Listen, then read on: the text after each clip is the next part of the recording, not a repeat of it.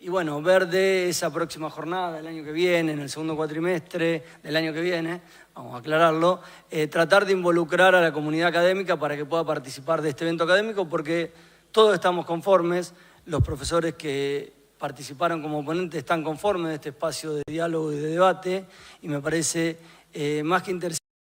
Me llevo yo de esta jornada, aparte de haber hecho esta experiencia de coordinación, como equivocándome de nombres, de apellidos, etcétera, etcétera, etcétera, me llevo esto de la ensalada.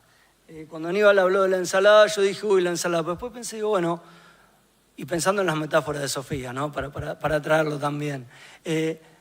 Una ensalada no puede estar compuesta de un solo ingrediente, porque como ensalada nos llama, ¿no? Entonces, en la mesa de apertura, cuando pensábamos las almas, como dijo el profesor Shirley, de la teoría del Estado, y hablábamos de la filosofía de la teoría política, los estudios institucionales de política comparada, y estuvimos desarrollando mesas donde no había un solo lineamiento, había una perspectiva, yo creo que con una menor integración, una perspectiva de política comparada y más cercana a la ciencia política, pero sí entender que la realidad del Estado necesita de esas dos perspectivas. Agradezco el esfuerzo que han hecho por participar. La jornada ha sido de los profesores, adjuntos y ayudantes que se comprometieron en las ponencias y que pudieron armar mesas donde se concatenaron los temas y dieron a esa mesa un eje temático que no fue pensado de antemano. Y nuevamente agradezco a los profesores titulares el lugar y el apoyo que me dieron. No quiero dejar de agradecer también a la facultad y a la Secretaría de Extensión Universitaria que nos permitió toda la logística para llevar adelante las jornadas. Pasando ahora a lo importante, que es escuchar a los profesores titulares, quiero presentar al profesor Cristian Cao, profesor titular de Teoría del Estado, doctor en Derecho, quien va a exponer sobre el Estado está vivo, al menos por ahora. ¿Querés poner vos, Gerardo? Perdón.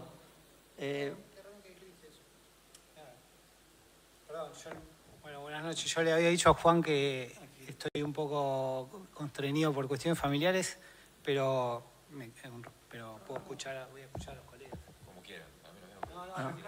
Vieron que la coordinación mía es entre endeble y mala. Ustedes hicieron toda la jornada. Recapitulamos, avanzando con la mesa de apertura, de finalización, presento al profesor Gerardo Shirley, como ya lo presenté, pero para los que no estuvieron en la mesa de apertura, profesor titular de Teoría del Estado, doctor en Ciencia Política por la Universidad de Leiden en Holanda, investigador del CONICET, y va a exponer sobre cuando lo nuevo es mejor, el ascenso de los partidos personales en América Latina. Gerardo. Bueno, muchas gracias y gracias, Cristian. Espectacular el trabajo de Juan, así que no quiero dejar de mencionarlo. Realmente muy buena la coordinación y es lo que hizo posible que todo esto salga adelante. Bueno, y la presencia de todos quienes pasaron por aquí, por supuesto. Bueno, entonces, yendo al... Sí, hagamos algo así. Ayer a la mañana, con Aníbal, creo que coincidimos bastante, aunque cada uno con su tono, pero hablamos de temas similares, de qué estudiamos cuando estudiamos teoría del Estado, qué queremos enseñar, cuáles son las preocupaciones que tenemos a la hora de pensar en la enseñanza de teoría del Estado. Hoy seguramente vamos a hacer todo lo contrario, porque vamos a exponer cómo vivimos un poco estas almas diversas, aunque seguramente podemos encontrar puntos de contacto. Eso no me parece nada de malo. De hecho, cuando ayer yo planteaba, bueno, es un problema de identidad que tenemos, no necesariamente. Y viene bien esto de la ensalada que decía, iba a quedar como el concepto de las jornadas, la ensalada, ¿no? Pero son distintas perspectivas epistemológicas para trabajar los problemas de la política. Y yo, bueno, en estos 15 minutos, no sé si es una decisión correcta, pero creí que era un poco lo que había que hacer.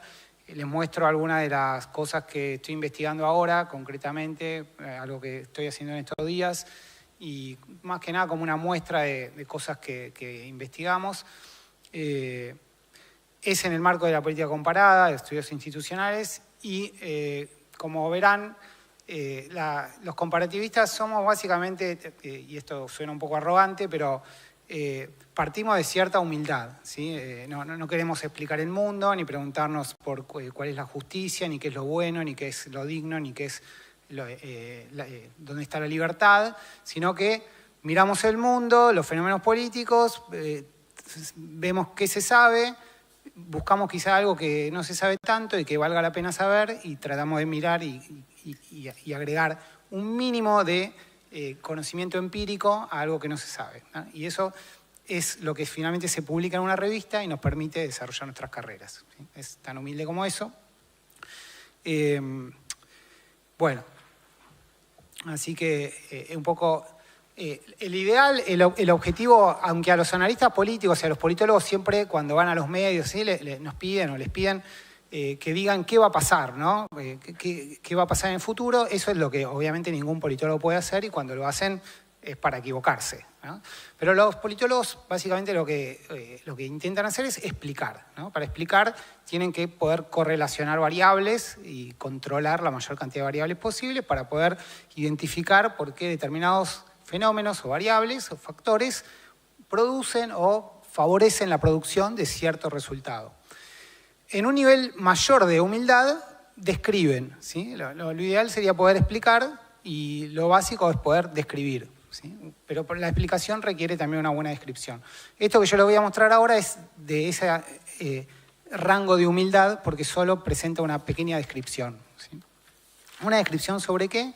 Bueno, como decía el título Juan, cuando lo nuevo se vuelve lo mejor y el ascenso de los partidos personales, llamémoslos así, en América Latina. Bueno, el año pasado en Argentina ganó Milei y en los medios se hablaba de una anomalía, ¿no? En la Argentina ocurrió algo anómalo, porque básicamente de nuestra democracia moderna nunca había ganado en elecciones libres una alianza, una coalición política, una fuerza política donde no estuvieran ni los peronistas ni los radicales. Y en 2015 ya se había producido algo de esta naturaleza con el PRO, pero bueno, estaba en coalición con los radicales. Esto aparece como una anomalía, ¿no? Ni radicales ni peronistas están ahí. Sin embargo, cuando uno mira, sale del contexto y saca las anteojeras de Argentina, lo que ve es que la anomalía era lo anterior, ¿sí? La anomalía era que ganaran en Argentina partidos que tenían más de 50 años, 100 años. Eso se había transformado, si uno salía de las anteojeras puramente argentinas, en algo completamente anómalo. La Argentina era, en ese marco, una excepción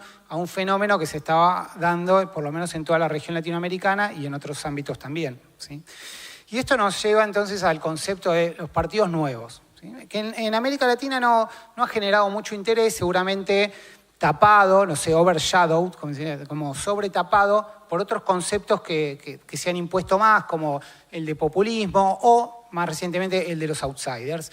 Pero los partidos nuevos no son necesariamente partidos de outsiders. Más bien lo que vemos es que los partidos nuevos en América Latina no son de outsiders. ¿Sí? No lo es Morena con López Obrador, no lo es, no sé, Nuevas Ideas con Bukele, o no lo es Centro Democrático en Colombia con Uribe. Más bien son políticos de larga trayectoria, pero que sí forman agrupaciones políticas nuevas y ganan elecciones, ¿no? Entonces, yo me formulé simplemente dos preguntas puntuales porque, como decía, son preguntas que me pareció que en la literatura no estaban, no había una respuesta concreta, no estaba el conocimiento empírico, que no es nada revolucionario ni espectacular, simplemente no estaba. Es qué ha pasado efectivamente con los partidos nuevos en América Latina en los últimos 40 años, digamos, de las transiciones a la democracia, y qué características tienen estos partidos nuevos, ¿sí? Básicamente dos preguntas que refieren a respuestas descriptivas.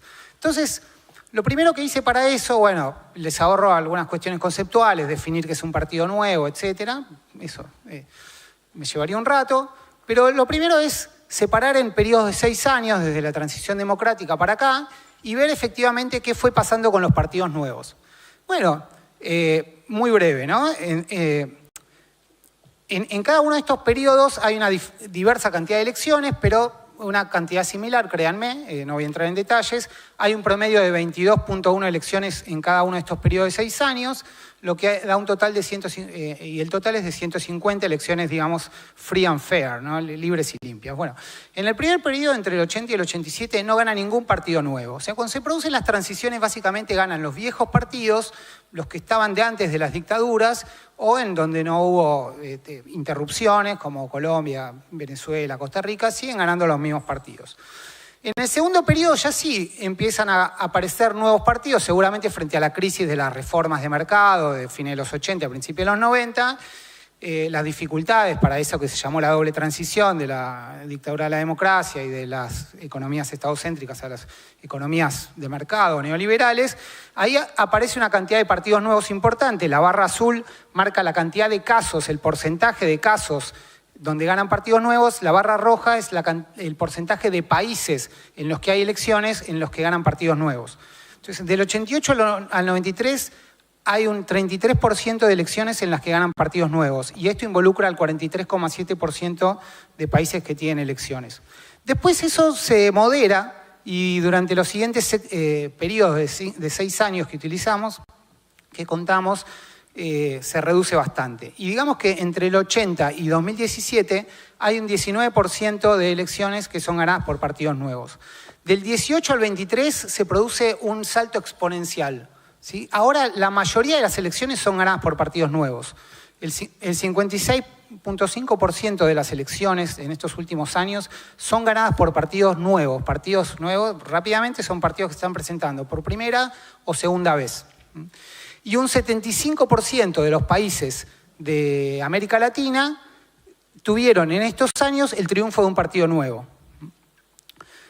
Rápidamente se ha producido también un descenso en el promedio de edad de los partidos ganadores, ¿sí? Esa línea que ven es la línea azul, es cómo baja la edad promedio de los partidos que ganan elecciones. Entre el 80 y el 87, el promedio de edad de los partidos ganadores era de 60 años. Hoy es de 30 años o menos si sacamos Paraguay, que lo saqué porque entre el 18 y el 23 ganó 2 veces el Partido Colorado, que tiene 150 años, entonces sesgaba la muestra.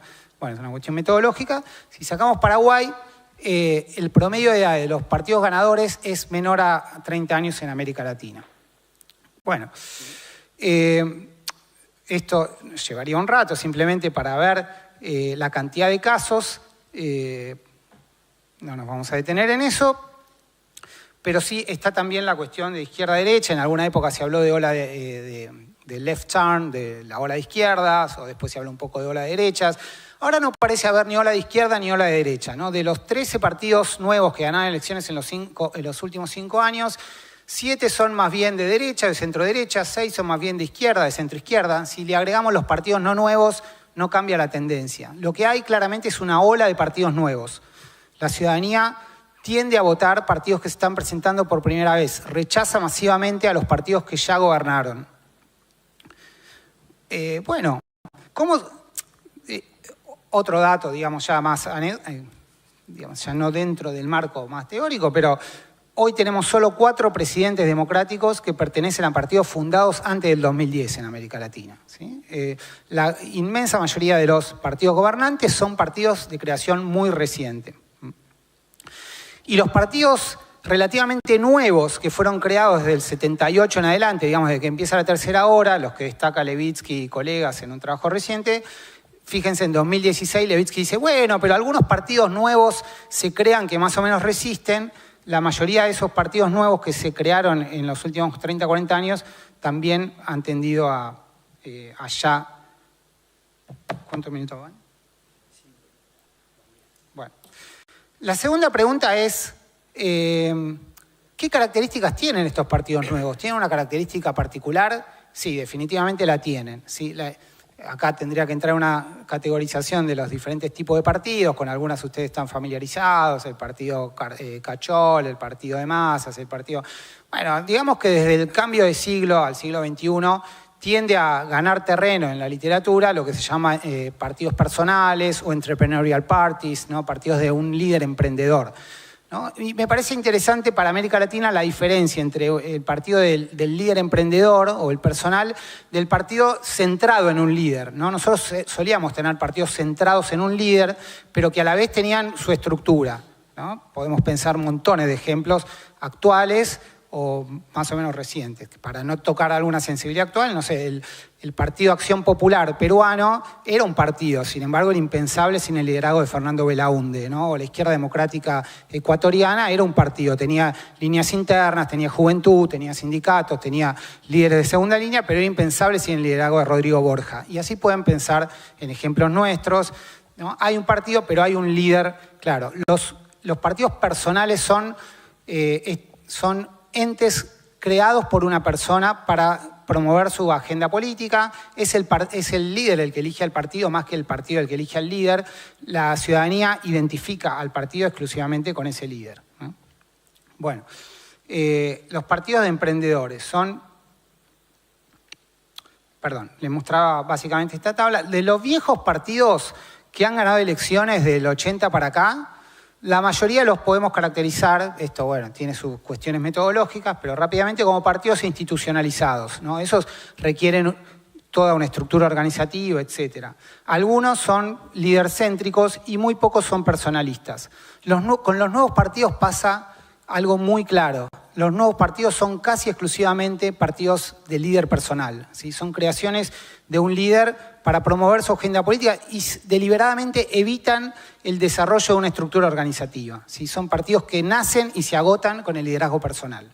Esos son los partidos que mayormente ganan las elecciones en América Latina. Hay literatura que algo similar ocurre en Europa Central y Oriental y en otras regiones. Bueno, con estos partidos, ¿qué pasa? Varias cosas. Una es que, como decía, nacen y mueren con su líder, ¿no? De los partidos personales que ganaron elecciones del 1990 para acá, porque en los 80 no hubo, bueno, el primero es Color de Melo en el 89, casi ninguno sobrevive, ¿sí? Casi todos han pasado a mejor vida cuando fenece el estrellato político de su líder, ¿no? Entonces son partidos efímeros, que tienen baja expectativa de vida, no nacen para durar. No es un fracaso que no duren, sino que no nacen para durar. No son, como solíamos enseñar en teoría de Estado, los partidos son organizaciones permanentes que tienen y canalizan y organizan y no son para eso estos partidos. Son para promover una carrera personal y terminan con la carrera personal del líder. Esos no son anomalías, ese es el tipo de partido que domina la política latinoamericana actual. ¿Qué son los partidos emprendedores? Entonces, básicamente, iniciativa de personajes con un capital político propio, ¿sí? El líder elige al partido más que el partido al líder. Hay una identidad total entre el partido y el líder. El capital político del partido está totalmente concentrado en la figura del líder. El líder se presenta normalmente como una alternativa a los partidos establecidos y son partidos muy frágiles, ¿sí? Son vulnerables en el sentido de que duran lo que dura el estrellato o el apoyo de la opinión pública a la figura de ese líder. ¿Por qué dominan los partidos emprendedores hoy? No es porque los políticos sean malos, nos hayan mentido, de repente se hayan vuelto corruptos. Son cuestiones estructurales que, bueno, eso ya está muy establecido en la literatura, ¿no? Hay electorados sin fidelidades estables, hay una ausencia de voto de pertenencia, la idea del partido tradicional está casi totalmente desacreditada, con variaciones según los países, pero básicamente esto es algo muy generalizado, y es atractivo el político que aparece como desafiante del establishment político. Y por el lado de la oferta, la construcción de estructuras organizativas complejas no rinde, ¿sí? No digo que sea completamente inútil, pero no es necesario para la competencia política, ¿sí? El principal capital político de cualquier organización reside en la figura del líder. Entonces, invertir en la construcción de una organización política en el terreno, con ramas, etcétera, es una inversión inútil a los efectos de ganar elecciones. A la vez, el predominio de estos partidos personales tiene fuertes consecuencias políticas, ¿sí? Los partidos personales tienden a promover el reeleccionismo, a remover los límites institucionales que les impone un límite a su reelección, ¿sí? Vemos que hay una correlación muy fuerte entre líderes muy populares pero que pertenecen a partidos institucionalizados, no promueven eliminar los límites a la reelección. Y lo contrario pasa cuando los liderazgos son puramente personales, ¿sí? Porque el partido depende exclusivamente de ese líder. Entonces, necesita remover el obstáculo a la reelección para que el partido continúe ganando, ¿sí? Y por el otro lado, digamos, con estos líderes personales se dan los dos grandes temas que, digamos, si ustedes están más o menos al tanto de la literatura sobre la democracia en Latinoamérica, los dos grandes problemas son la eliminación de los límites a la reelección, que lo vemos todo el tiempo, líderes que buscan remover los límites a la reelección, es decir, presidentes muy fuertes que evaden los límites constitucionales, y lo contrario, presidentes que quizás eran muy fuertes, pero apenas se vuelven frágiles, son removidos, ¿no? Lo que se llaman las presidencias interrumpidas. La mayoría de los presidentes no tienen mayoría en el Congreso y son sustituidos por juicio político, ¿no? Lo vemos recurrentemente en Perú, lo vimos muchas veces en Ecuador, Colombia, lo vimos también en Brasil, en Paraguay, con sus diferentes circunstancias, también renuncias anticipadas. Y estos dos problemas están asociados, están correlacionados con la existencia de estos, no es que siempre se den cuando hay presidentes personales, pero hay una correlación empírica verificable entre existencia de partidos personales y estos dos problemas de las democracias actuales, ¿no? Son un apoyo frágil para los gobiernos. Bueno, termino. En definitiva, la democracia moderna, sabemos, me quedó no funciona porque esto estaba en italiano y, bueno, lo pasé recién al español y me quedó no funciona con Z. Bueno. Sabemos que la democracia moderna no funciona sin partidos políticos, repetimos esto. Jack Schneider decía, no es siquiera, is unthinkable, decía, save in terms of political parties. Sí, sabemos que necesitamos partidos fuertes para que la democracia sea robusta, ¿no? La democracia sana depende de la existencia de partidos fuertes. Que los partidos son una condición necesaria para la democracia, pero los partidos no son un hecho natural, ¿sí? Como solíamos pensar y como todavía aparecen algunos manuales de teoría política, de teoría de Estado. Los partidos existen en la medida que haya individuos que los creen, individuos que inviertan, que pongan capital político, que dediquen su tiempo a construirlos, ¿sí? A invertir en eso, ¿sí? Y hoy todas las circunstancias y la estructura tiende a conspirar contra la conformación, conspira contra que haya individuos políticos que decidan invertir capital en la construcción de estas organizaciones que supuestamente son necesarias para una democracia robusta, ¿sí? Esa es la situación.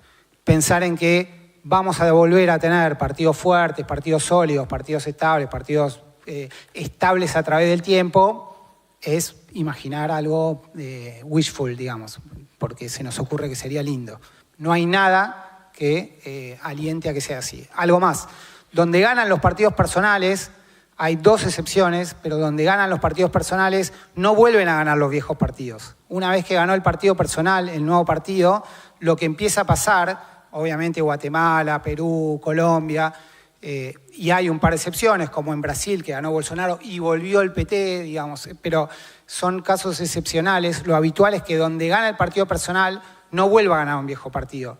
Lo que pasa en Argentina veremos, pero si uno mira la experiencia latinoamericana, uno tendería a pensar que probablemente después de Milei venga algún otro partido personal nuevo que lo desplace, digamos. Eso es si lo que ocurre en el resto de América Latina, como suele pasar, después se transforma también en la realidad nuestra, ¿no? Pero bueno, esto obviamente es política y está abierta a la agencia y a lo que hagan los sujetos.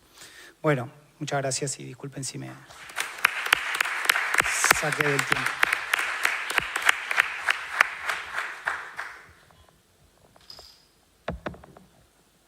Bueno, gracias Gerardo por tus palabras. Ahora sí presento a Cristian Cao, profesor titular de Teoría del Estado, doctor en Derecho, y nos va a hablar sobre, o el título de su ponencia es El Estado está vivo, al menos por ahora. Cristian. Bueno, muchas gracias. Gracias por estar acá presente. Gracias al resto de los expositores. En primer lugar, lo que quiero hacer es felicitar la gran actividad en estas dos jornadas, independientemente de la masiva o no asistencia. Me parece que fue un logro el haber debatido cuestiones sobre la teoría del Estado, la materia que nos apasiona, el tema, el objeto de estudio que nos gusta. Seguramente quedan materias pendientes, a lo cual lo charlábamos recién con Aníbal antes de empezar el panel, ¿no? De qué manera abordar el estudio de la teoría del Estado, qué abordar cuando estudiamos el Estado, de qué manera, de qué forma, desde qué óptica. Parece que son desafíos de cara a una futura jornada donde aborden metodológicamente pedagógicamente incluso también, cómo encarar este tema. Es realmente promisorio y estoy seguro que lo vamos a encarar y será el próximo desafío que abordaremos. El Estado está vivo, al menos por ahora.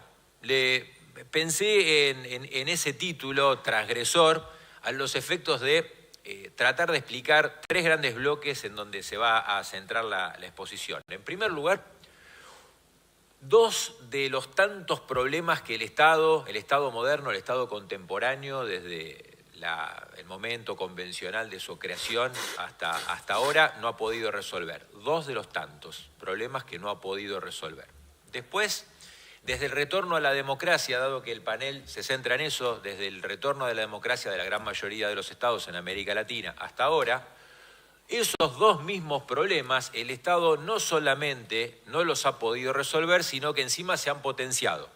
Tal vez por eso empiezo a insinuar que no todo está perdido en América Latina, sino que independientemente de estos dos problemas, América Latina, a diferencia del resto de los continentes, a diferencia del resto de las regiones, ha logrado conquistar 3 o 4 aspectos muy importantes en lo que a mí, en lo que la conclusión respecta, puedo llegar a la hipótesis que en América Latina el Estado está vivo, al menos por ahora, y después sobre el final de la exposición voy a explicar o tratar de ensayar del por qué, al menos por ahora, el Estado todavía goza de buena salud. En primer lugar, ¿cuáles son los problemas que el Estado contemporáneo, el Estado como lo conocemos hoy día, no ha podido dar una respuesta desde el momento de su creación convencional hasta ahora? El primero de ellos tiene que ver con la cuestión de la desigualdad económica, la desigualdad de ingresos.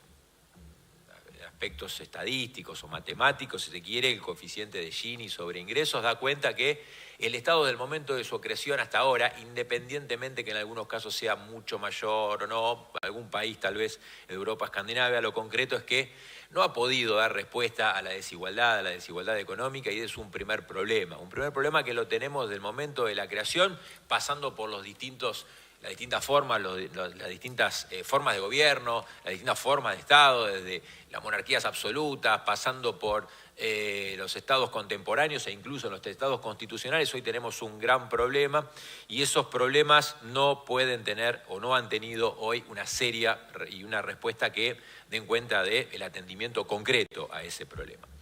El segundo tiene que ver con la coerción penal, con la sanción de ciertas conductas que afectan los bienes jurídicos de otras personas. El Estado no ha podido dar respuesta, en mi opinión, a ese problema.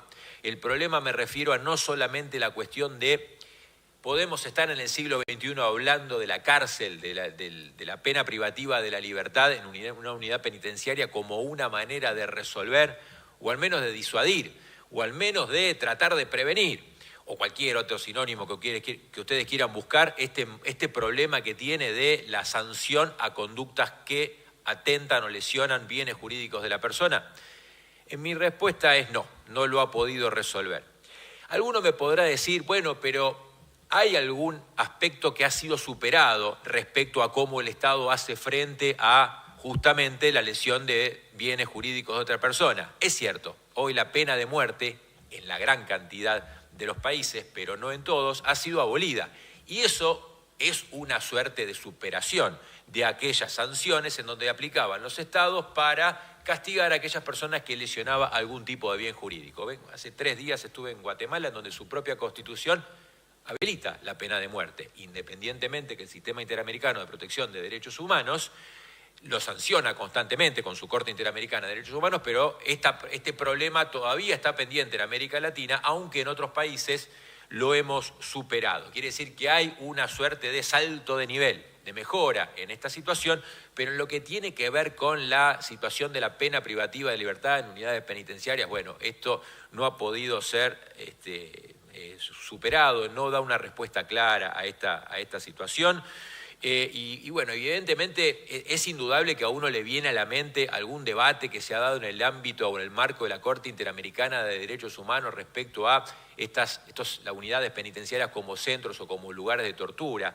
Incluso muchas veces la Corte reivindicando este monopolio de la última palabra que tienen los estados para habilitar la pena privativa de la libertad en unidades penitenciarias por sobre otras modalidades a las cuales califica de tortura. Ahora, si yo le pregunto a ustedes, espero que nunca suceda, pero si en alguna ocasión tienen que optar entre 10 latigazos en la espalda o estar encerrados en una unidad penitenciaria de alta peligrosidad, yo creo que alguno estaría diciendo, bueno, ¿dónde cuelgo el saco? Me saco la camisa y avancen con eso antes de estar encerrados en un lugar en donde seguramente va a tener torturas y hasta va a correr peligro también la muerte. Por lo tanto, esta cuestión de la punición penal, el Estado no ha podido dar respuesta satisfactoria a ese problema. Pero decía que esas dos cuestiones, después de los 80, después del retorno a la democracia en América Latina, se han visto agravadas. Y por supuesto, lo que tiene que ver con la desigualdad se ha repercutido en pobreza extrema en muchos de los países de América Latina, a la cual además se la tiene que asociar indudablemente a la situación del clientelismo y el manejo justamente de esta cuestión de la desigualdad y la pobreza. En muchos casos también el manejo populista de este tipo de atendimiento a los efectos de utilizar como medio extorsivo para la obtención de votos o apoyo político justamente esta asistencia por parte del Estado y el no brindar algún tipo de oportunidad para justamente tratar de acotar ese tipo de asimetrías o equilibrar ese tipo de irregularidades, problemas que el Estado no solamente no lo ha podido, como dije, hasta los 80 solucionar, sino que incluso ahora se han agravado. Y en lo que tiene que ver con la otra cuestión, que era la sanción, la punición en espacios reducidos, tortuosos también, la situación después de los 80 se ha agravado dramáticamente en América Latina. Y en esto me quiero referir a la criminalidad organizada o el crimen organizado transnacional, en donde justamente en esos lugares tiene su principal centro de reclutamiento.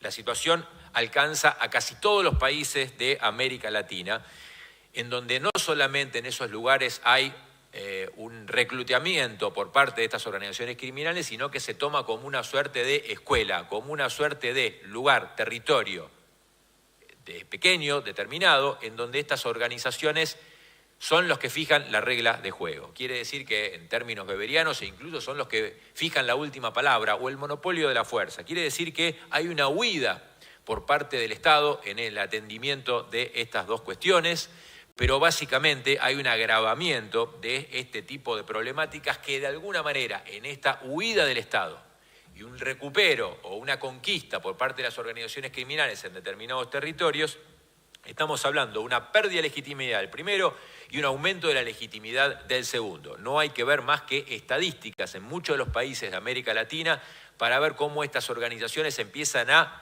extender sus tentáculos en aquellos países de América Latina en donde hace muy poco tiempo no habían llegado y lamentablemente la República Argentina parecería ser en algunas ciudades que está siendo uno de los escenarios de este problema. Independientemente de, y en esto me refiero a los requisitos o cómo está tipificada o cómo está reconocido en términos de tratados internacionales este tipo de problemática, este tipo de flagelo. La Convención de Palermo del año 2000 justamente establece todos los requisitos que parecería ser que reúne la criminalidad organizada para explicar cómo dan cuenta del manejo de territorio en esa situación y en esos problemas. Quiere decir que llegamos al año 2024 con este tipo de problemas, con este tipo de flagelos que no solamente existieron desde que existió el Estado, sino que además han sido agravados. Pero en esta tercera parte de la breve exposición les había prometido que iba a pasar de las malas a las buenas noticias para señalar, y en esto reivindico como ciudadano de un país latinoamericano, cuáles son las conquistas que desde los 80, desde el retorno a la democracia en las instituciones en nuestro continente, mayoritariamente, pero no totalmente, hemos podido lograr y hemos adquirido. En primer lugar, lo que tiene que ver con la democracia y la consolidación de la democracia. Y en esto América Latina, salvo alguna excepción, es ejemplo en el mundo. Pero además, el desafío no ha sido fácil, porque este tema de la consolidación de los regímenes democráticos en América Latina se ha dado incluso con el cambio de gobiernos por distintos partidos de políticos, incluso en algunos países o en algunos sistemas en donde el líder individual, como señalaba muy bien Gerardo, parecería ser que pone en crisis o que arrincona el sistema democrático. Sin embargo, en la gran mayoría de los países de América Latina es indudable la existencia y la presencia de un sistema democrático a lo cual construye y transforma este Estado en un Estado constitucional de derecho en casi todos los países de América Latina. El segundo tiene que ver con la ausencia de conflictos bélicos. Muchas veces no miramos o desatendemos las cuestiones buenas y que hemos logrado en nuestro continente, en donde lamentablemente en otros continentes no están exentos de conflicto bélico. Y no me refiero solamente a la cuestión entre Rusia, Ucrania, o Israel y Gaza, sino también en pequeños conflictos que muchas veces no nos enteramos, por ejemplo en el continente africano, o lo que fue con la terminación de la ex República de Yugoslavia en Europa. Hace nada, hace 15 minutos, allá por 89-90. América Latina no tiene este problema y es algo que realmente tenemos que celebrar. Y por último, lo que tiene que ver con la ausencia de los fundamentalismos. Fundamentalismos no solamente religiosos, sino también ideológicos. Quiere decir que tal vez posiblemente porque compartimos una raíz común, cultural, histórica, con la gran mayoría de los países de América Latina, lo cierto es que esta ausencia de fundamentalismos nos da cuenta de también una ausencia de fundamentalismos en lo que tiene que ver con lo ideológico e incluso con lo xenófobo. Es decir, uno mira el continente europeo en donde hoy da cuenta no solamente de una calidad de vida impresionante, hay que reconocer lo que tienen los países de Europa, a tal punto que han mutado esta suerte de estatalidad a un principio o a unas entidades regionales que hoy casi se han apropiado de la totalidad de las políticas públicas que antes tenían los países que hoy componen la Unión Europea. No solamente ya no acuñan monedas, sino que la normativa referida a política ambiental, protección de usuarios y consumidores, entre otras tantas cosas, no la dictan los países de la Unión Europea, sino que lo hace el bloque. Quiere decir que, por lo menos a mediano plazo, parecería ser que hay una suerte de debilitamiento de la estatalidad o de los estados en Europa para fortalecer o para que cobren fuerza justamente estas entidades regionales. Pero la consecuencia de esto no ha sido todo feliz, o por lo menos no feliz para aquellos que no formamos parte de la Unión Europea, porque ha dado lugar a la creación de una doble ciudadanía. Esta calidad de vida tan impresionante que señalaba hace unos minutos la tienen solamente los ciudadanos europeos. Los extracomunitarios no gozan de este tipo de, vamos a llamarlo así, derechos en el marco de la Unión Europea, por lo tanto se ha creado una suerte de doble ciudadanía o doble estatus jurídico que tienen las personas, que esto en América Latina no lo tenemos. Independientemente, insisto, de esto, de la calidad de vida que tenemos, pero concurrimos todos en un estándar, en una suerte de pie de igualdad, por supuesto salvando las diferencias, por supuesto salvando asimetrías, por supuesto tratando de atenuar aquellas diferencias fácticas o incluso en algunos casos jurídicos en los que todos estamos a favor, pero no existe de ninguna manera una doble ciudadanía en este sentido.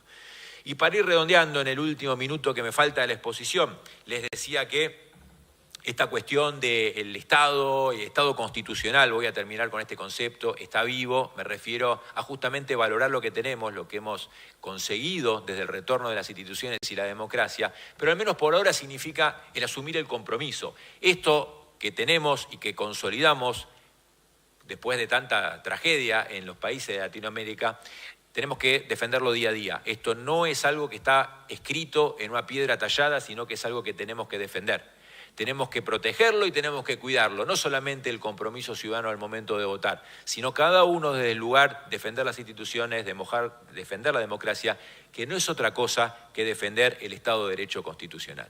Muchas gracias.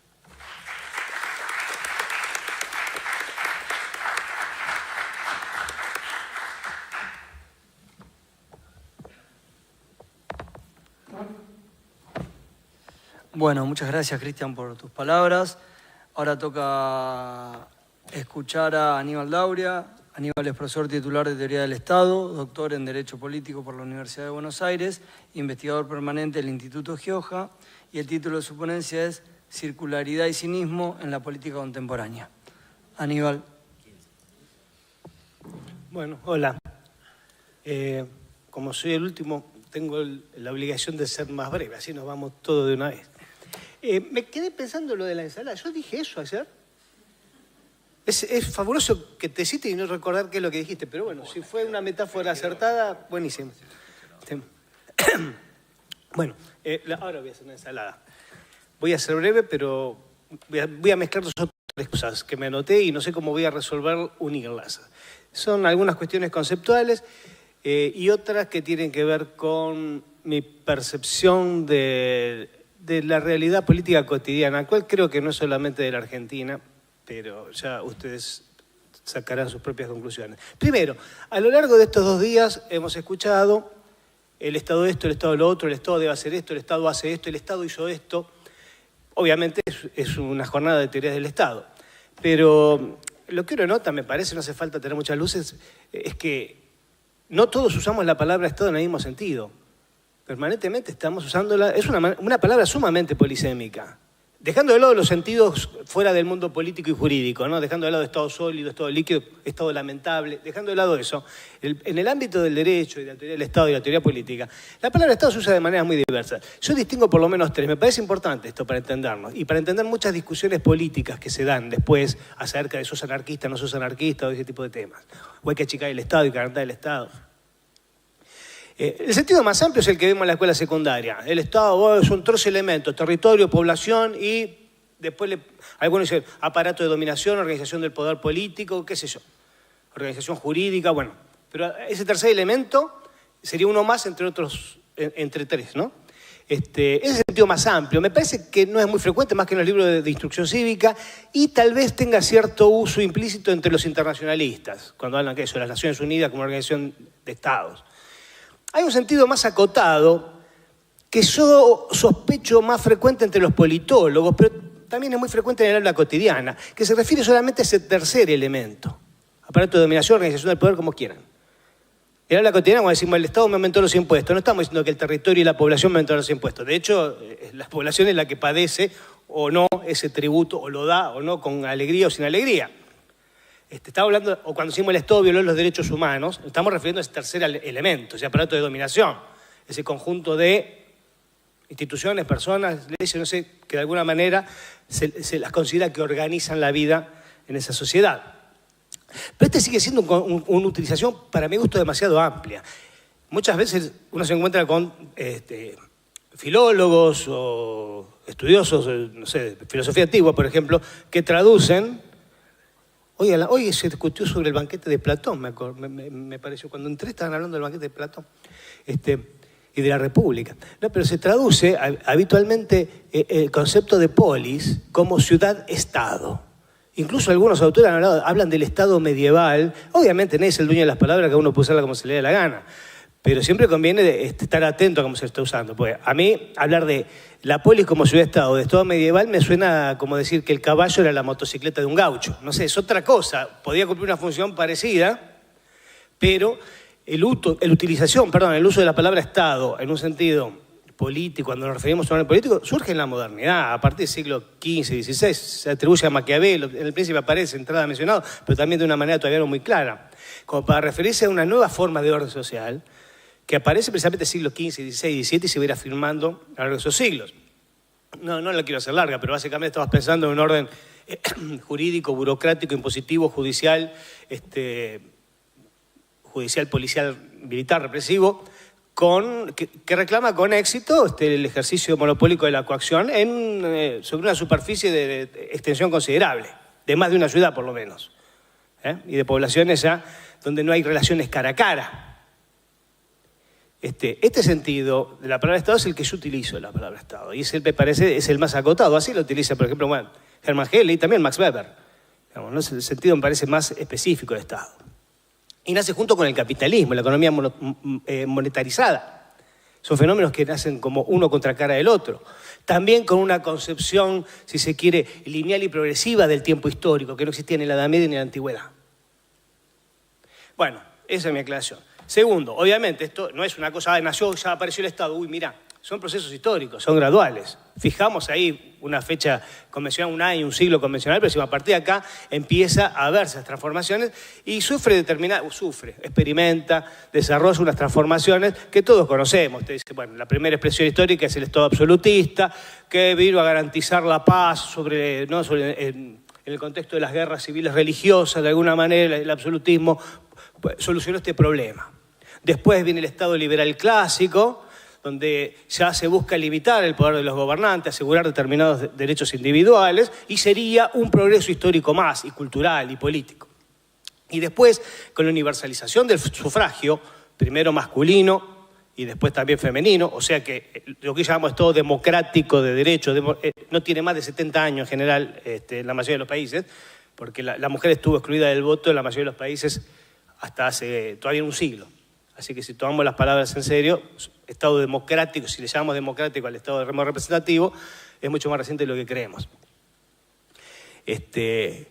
Y ni que hablar, antes el sufragio masculino universal también estaba generalmente restringido por cuestiones de censo, incluso en los Estados Unidos, ¿no? Ni que hablar de los negros que estaban excluidos del voto. Esas transformaciones históricas, obviamente que vienen de la mano con intereses económicos, luchas políticas, pero aun cuando sea por intereses, esas luchas políticas fueron mediadas por discursos, discursividades, textos, si se quiere, de alta filosofía, pero también de panfletos de los activistas.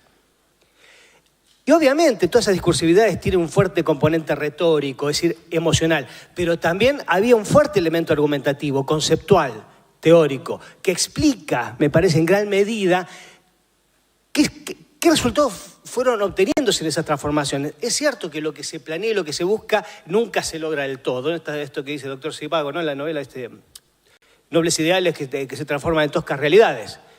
Nunca es lo mismo, pero esas transformaciones, el Estado liberal, por ejemplo, clásico, es producto, obviamente, no es lo que imaginaron en la cabeza a lo mejor los principales teóricos o los mismos líderes, pero es resultado de eso. Y el Estado después democrático, representativo, también es resultado de ideas. Y después las nuevas políticas públicas de distribución de la riqueza del Estado de bienestar también es producto particularmente, por ejemplo, del socialismo. Bueno, no solamente el estalinismo fue un producto, y se quiere, malversado, ¿no? del socialismo del siglo XIX o del marxismo o de cualquier otra vertiente. También el Estado de bienestar es producto de esas ideas. ¿A qué voy con todo esto? Bueno, no sé todavía dónde voy, pero van a ver que a algún lado vamos a llegar. Me parece que se puede pintar esta línea del absolutismo, al Estado liberal clásico, al Estado democrático representativo y después, si quieren, a la introducción de políticas públicas de bienestar, como lo plantea Crile, como se quiere, como progreso, es decir, que por lo menos con el afianzamiento de determinados derechos y de cuotas a lo mejor de bienestar, como recién medio también argumentaba Cristian con la democracia. Podemos decir, bueno, hay algunas conquistas que merecen la pena ser conservadas. Podemos mirar hacia atrás, esto no está tan mal. Hubo un progreso en este sentido liviano del término. La situación actual, tercer punto que quiero marcar. Acá voy a hacer dos citas, me da como vergüenza, pero no para hacerme el erudito. Hay dos autores. Los dos, estos que voy a citar son dos textos de la década del 80, 50 años, uno del 85. Habermas, un ensayo que se llama La crisis del estado de bienestar y el agotamiento de las energías utópicas. Me parece más interesante el subtítulo, el agotamiento de las energías utópicas. Porque en ese artículo de 1985 Habermas plantea la situación actual, Alemania o Europa de fin del siglo pasado. Dice, hemos llegado a una situación de circularidad. Hay que asumir que estamos en un punto donde las políticas públicas oscilan, es como un péndulo. Tenemos ciclos que pueden ir de 4 a 12 años de intervención estatal y después un pendular, un ciclo donde políticas de mayor mercado, de reducción del gasto público. Esto parece ya inevitable. Es como que llegamos a un punto, siempre pienso, esas motos de agua que cuando se cae el tipo quedan dando vuelta en el lugar, ¿no? Como llegamos a un punto muerto, un pendular. Yo sé que la gente se pelea, más mercado, no, más intervención. Bueno, está bien, porque esa es la política y a lo mejor es el momento de cambiar. Y tampoco quiere decir que se haga siempre bien las cosas. Se puede hacer, por más que sean, se quiere, imperativos sistémicos. Hay que, ahora más mercado o ahora más Estado, las dos cosas se pueden hacer bien o mal, ¿no? Depende de quién las haga y cómo se ven adelante. Y no tiene nada que ver con el grado mayor o menor de corrupción también con que se pueda llevar adelante. Pero pareciera que eso está más allá de las ideologías y de los programas. Hay circunstancias y coyunturas donde parece que es necesario achicar el gasto público, ampliar el mercado, y otras circunstancias donde parece que hay que hacer lo otro, para volver a distribuir un poco los porotos y seguir jugando. Y el otro texto lo citó Gonzalo, y se animó a citarlo. A mí me encanta este tipo, porque es muy divertido aparte escribiendo, pero tengo un problema de no sé cómo citarlo, porque él es alemán.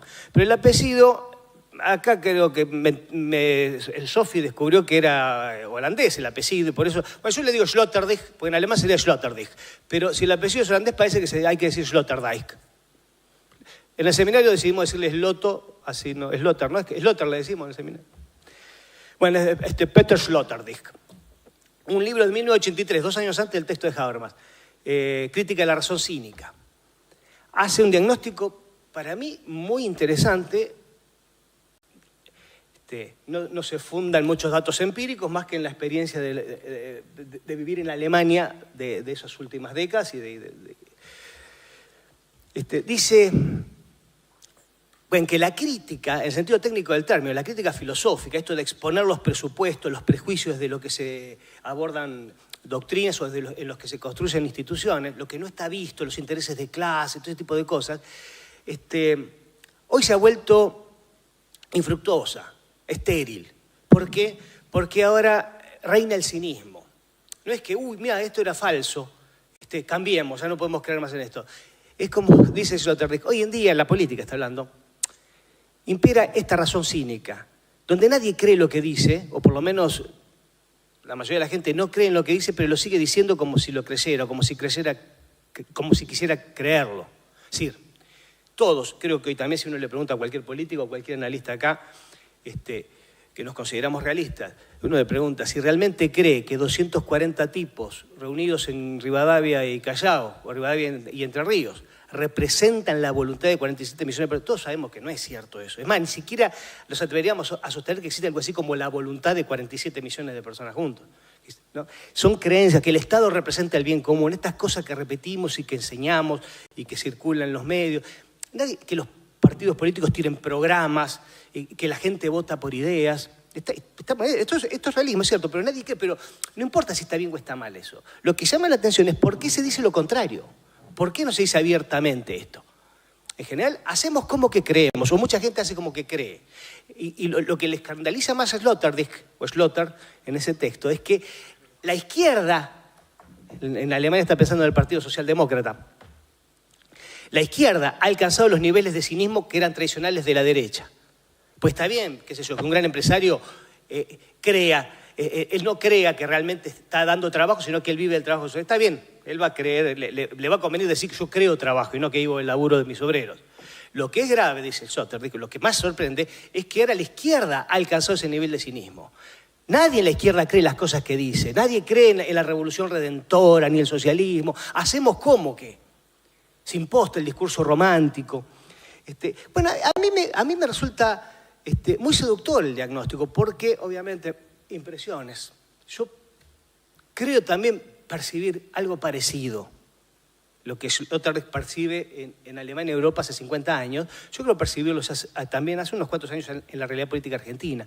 Nadie cree, particularmente las clases dirigentes, no solamente política, nadie cree en las cosas que dice. Y raspas un poco, hablas 2 minutos con alguien, te va a tomar un whisky, después escuchaste a un empresario, o un sindicalista, o un político, va a tomar un whisky, un café, y te dice, sí, bueno, hay que decirlo, hay que hacer así. Pasa una reunión y dice, hay que hablar, sos político, hay que hablar, no sé, ¿qué voy a decir? No sé, algo de sí. A esto le llama cinismo, que no necesariamente me parece, no necesariamente tiene que ver con la mala fe. Muchas veces se hace cosas como poner el arbolito de Navidad. Hacemos como que creemos, o no comemos carne el viernes, o respetamos el sábado, no sé, a lo mejor se hace porque se hace. O sea, no sé si necesariamente supone voy a mentir, ¿no? Como la frase de Voltaire, usted y yo sabemos que Dios no existe, pero no conviene que nuestro sirviente se entere. Bueno, ese es un cinismo y se quiere, Voltaire lo hace como humorada. Pero no sé si necesariamente hay que entenderlo así, ese cinismo. No, nadie cree en las cosas. Cuando empezás a pensar un poquito, no se cree. Lo que se dice porque hay que decirlo.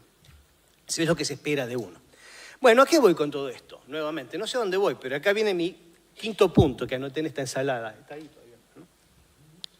Yo creo que esta circularidad que se da entre los procesos políticos, pendular entre unas políticas y otras, donde ya parece que estamos en una especie de punto muerto, se han acabado las energías utópicas, dice Habermas, que permiten que se siga caminando, modificando, avanzando o retrocediendo.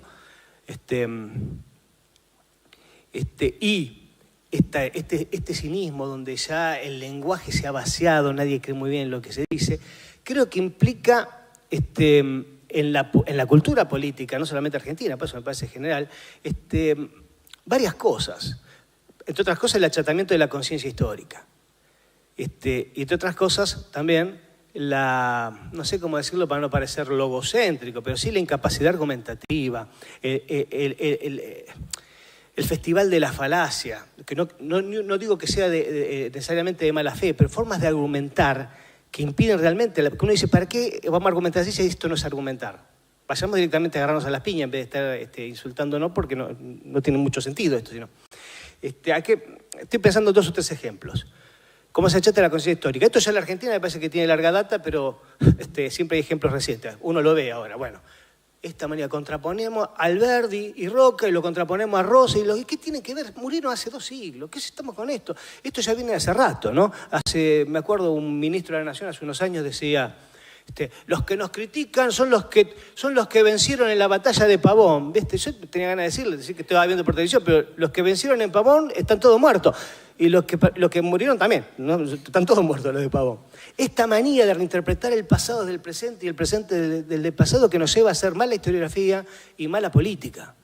Y nos hace perder de vista los cambios históricos que realmente se puede cambiar, que no estamos en un eterno presente como en la Edad Media. O por lo menos no tenemos por qué vivenciarlo así. Otras formas de argumentación son más a mí me llama la atención. Una de ustedes, supongo, todas la vieron, ¿no? Inmediatamente, esto se ve en Argentina, pero me parece también que en muchos otros países, donde han aparecido fenómenos políticos parecidos. Por ejemplo, en Estados Unidos, con Donald Trump, o en muchos lugares.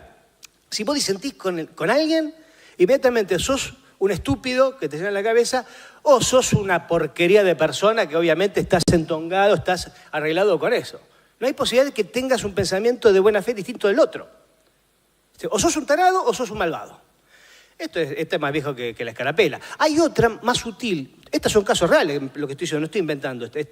Uno lo escucha en los medios, lo escucha en políticos y en personas de la calle también, ¿no? Esta me encanta. Escucha gente que te dice, vos sos de izquierda, pero bien que te dé la panza llena, ¿viste? Y te vas de vacaciones. O sea, bueno, está bien, no puedo ser de izquierda si no me estoy muriendo de hambre. Pero si sos pobre, también, vos sos de izquierda porque no tenés un mango, vos querés repartirla de otro. O sea, no podés ser de izquierda. Tenga guita o no tenga guita, tenga dinero o no tenga dinero, no podés ser de izquierda. Lo mismo de derecha. Si vos sos de derecha y tenés dinero, sí, claro, porque tenés guita, sos de derecha. Y si sos pobre y de derecha, es el mejor producto del capitalismo. El pobre que es de derecha. Esto tampoco se puede ser de derecha de ninguna manera. No hay ninguna forma sensata por la que él pueda ser de izquierda o de derecha, signifique lo que significan estas palabras, que por otro lado también están vaciadas de sentido totalmente. Pero es como decir, se ha vuelto imposible la argumentación, me parece. Pero sin embargo simulamos como que argumentamos. Hacemos ese tipo de discurso como si estuviéramos argumentando, pero nos insultamos o lo descalificamos con argumentos ad hominem, este tipo de falacias. Y otra más, y acá, ¿cómo estoy con el tiempo? Porque esto me quiero detener un poquito más. 2 minutos. ¿Cuánto? 2 minutos. Bueno, esta es la más importante, si la hago rápido, que a mí me irrita particularmente, ¿no? La malversación de palabras, que no está mal porque las palabras tienen su historia y está bien que cambien, que los términos tengan una historia semántica, pero a veces llama atención casos donde llegan a significar casi lo opuesto. Y al significar lo opuesto te la siguen usando, aparte como diciendo que es lo mismo que en el siglo pasado o que decían antes. No, mirá que le está usando la palabra de otra manera, cambió y la está usando en sentido exactamente contrario. La palabra libertario, por ejemplo. No es el primer caso, no hay otros casos como izquierda también en Argentina, pero la palabra libertario me indigna ahora. Como ustedes saben, ahora el libertario se llama a esta postura ultra, digamos, libre empresista. No está ni bien ni mal, no estoy discutiendo eso, cada uno tiene su gusto. Pero libertario, en el ámbito, sobre todo continental europeo y latino en general, es sinónimo de anarquista y de ácrata. Y el anarquismo es una vertiente del socialismo. Lo que pasa es que la palabra libertario se ha tomado acá del lenguaje provinciano en el sentido de cultura estrecha de los Estados Unidos, el libertarian, que significa otra cosa, porque allá liberal es lo que acá sería un socialdemócrata, o algo parecido a un socialdemócrata, o algo parecido. Y libertarian, acá algunos han dicho, traduzcámoslo como libertariano, en vez de libertario porque lleva a confusión. Alguien más agudo dijo, traduzcámoslo como propietarianos, porque de alguna manera es una especie de superposición de la idea de propiedad con la de libertad individual. Insisto, no está ni bien ni mal, cada uno tendrá su opinión, pero esto no es anarquismo. Se llama anarcocapitalismo, que es como decir hoy ateo-clericalismo. Es una cosa medio rara de entender, pero se entiende.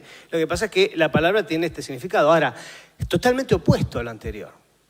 Uno escucha cosas vinculadas a esto, quiero decir, ¿no? Porque a mí me simpatía, acá se ha hecho, salemos al Estado, que está bien, depende de qué estemos hablando. Pero el Estado, contra aquel que nace el anarquismo del siglo XIX, Proudhon, por ejemplo, no es el Estado que tenía escuelas u hospitales, el Estado que está limitado a su expresión represiva y judicial. Y que solamente estaba en poder de una minoría decisoria que era propietaria. Cuando Marx escribe el Manifiesto Comunista, Marx y Engels también, el sufragio universal no existe ni siquiera masculino. Pero quiero decir, hay que tener en cuenta eso. Ningún anarquista sensato critica ni la educación pública. Lo que sí puede criticar que esté en manos de una burocracia política y no a cargo de una comunidad, si querés, de base.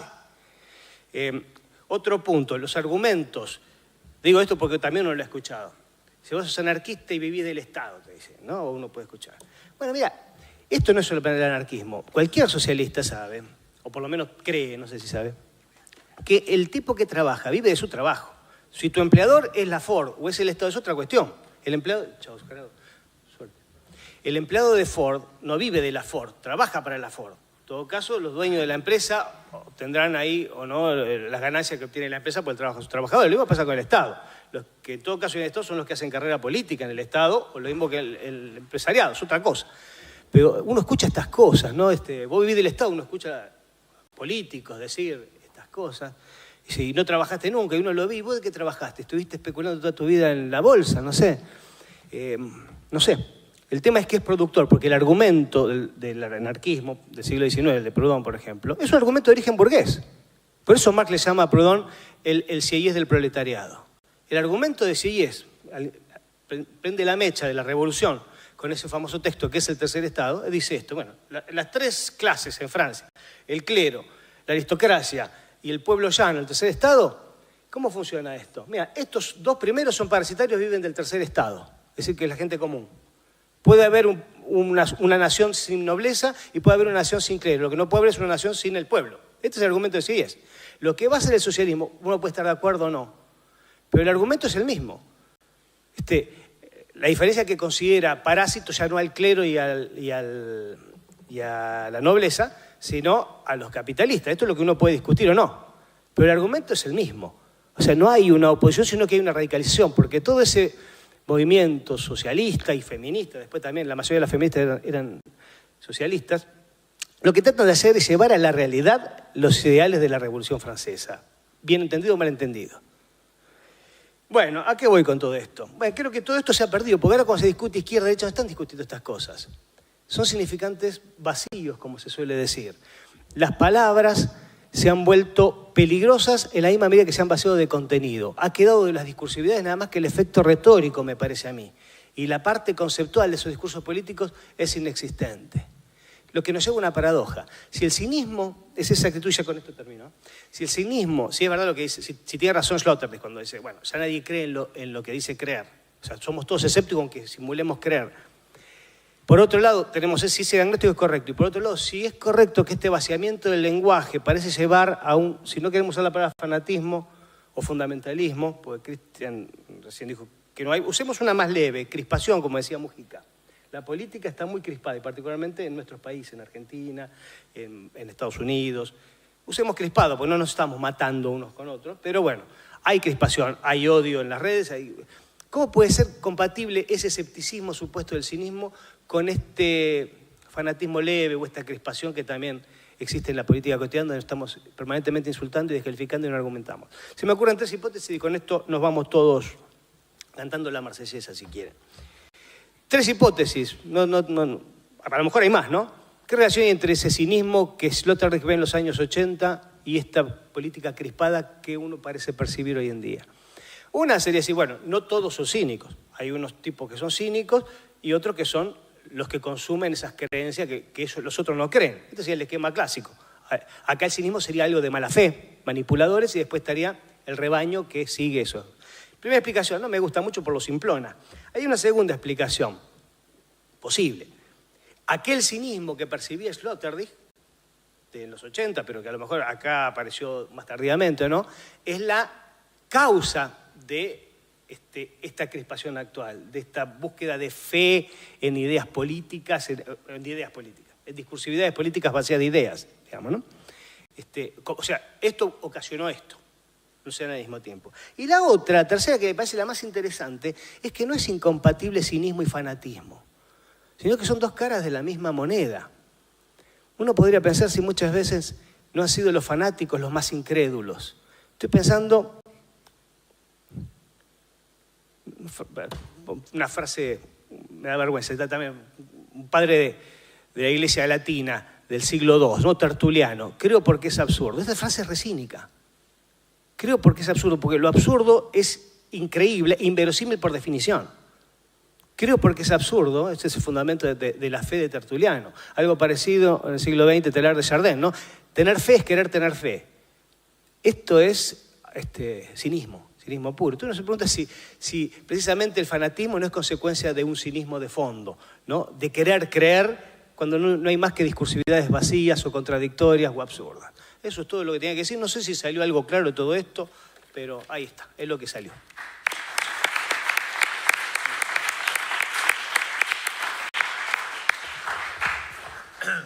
Gracias, Aníbal. Bueno, si alguien quiere hacer algún comentario o alguna pregunta, si no, damos por concluida estas extensas jornadas que nos han tenido abocados estos últimos 2 días. Demos por concluido. Sí. Gonzalo.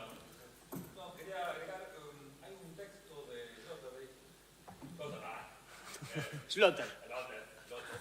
Que se titula para dar otra variante de crispación, que podría ser ofuscación también. Se titula Estrés y Libertad. Sí, chiquitito, amarillo. Sí. Y ahí me parece que puede haber un tema para después evaluar caminos posibles atendiendo a estas hipótesis finales. Pablo. Es divertido que es, ¿no?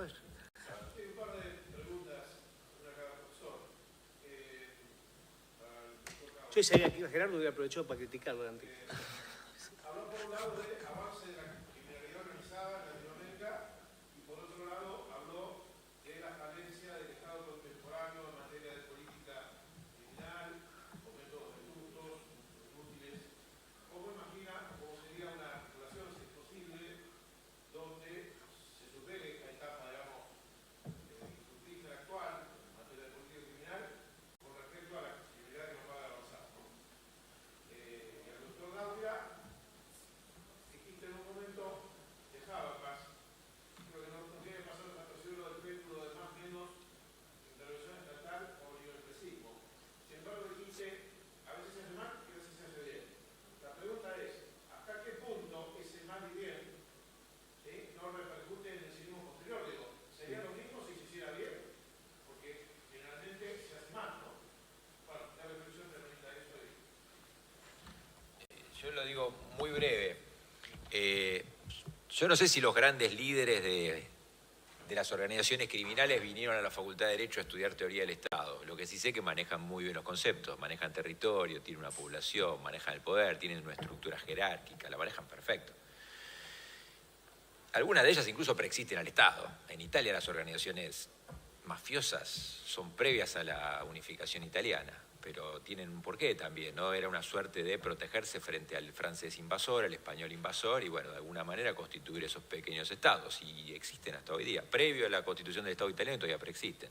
La Yakuza en Japón, ni hablar, siglo XV, siglo XVI, una de las más antiguas del mundo. Ahora, independientemente de eso, hoy los estados existen y no pueden dar respuesta sólida, seria, acabada a este problema. ¿Por qué? Porque intentan manejar o intentan hacer frente con los métodos del Estado-Nación. Recién a partir del año 2000 en el mundo, las Naciones Unidas suscribieron el protocolo de Palermo contra la lucha del crimen transnacional organizado. Estamos hablando del año 2000, hace 15 minutos. Y empiezan ahora a tejerse nuevas cooperaciones, nuevas coordinaciones para tratar de, por ejemplo, superar la vieja figura de la extradición, que todos sabemos que tarda años para que de un Estado le pase a otro Estado una persona que está detenida por un delito cometido en otro. Ese es el principal problema. Los Estados nacionales todavía siguen apropiándose y llevando adelante las herramientas del siglo XIX, del siglo XVIII, del siglo XIX, cuando el crimen piensa en el siglo XXI. Así que me parece que ese es el problema. El día que empieza a haber una suerte de imaginación o de toma de conciencia más real sobre el tema, bueno, seguramente la lucha contra el crimen organizado será más efectiva. El problema es que a ningún Estado le gusta ir cediendo esas herramientas. Yo te contesto brevemente, ya nos conocemos, Pablo. A ver, si hablamos de preferencia, me preguntaste qué prefiero. Obviamente que prefiero. Ustedes saben, yo preferiría que no existieran los Estados, pero no en el sentido de mi ley. Me gustaría que la gente estuviera organizada de otra manera, es cierto. Hoy por hoy existen. Bueno, dentro de lo que existe, mi escala de preferencia es, prefiero un Estado, prefiero las políticas, cuando está la política más de intervención y de contención, que la del péndulo para el otro lado. Prefiero eso. En el pendular, prefiero en los dos casos que se haga bien, que funcione. Prefiero un Estado representativo que funcione bien que uno que funcione mal, me parece hoy. Dentro de eso, seguimos con las preferencias, prefiero un Estado representativo que un Estado liberal clásico meramente libre-empresista. Prefiero un Estado liberal clásico libre-empresista antes que un Estado absolutista. Y prefiero un Estado antes que el orden feudal. Son preferencias. No sé si aporta esto algo, más bien para una charla, que lo hemos hablado muchas veces. Ahora, Claro, prefiero en general, me siento más cerca de lo que históricamente estoy más cerca en general, ¿no? Pero sí, prefiero un Estado que funcione y uno que no funcione, pero no, es una preferencia. En realidad preferiría no tener que tener esas preferencias. Preferiría tener que elegir. Bueno. Sí, prefiero que funcione. Bueno, damos concluidas las jornadas. Gracias a todas y todos por la participación y esperamos vernos en algún otro encuentro o convite de ideas. Y gracias por el laburo. Gracias a ustedes.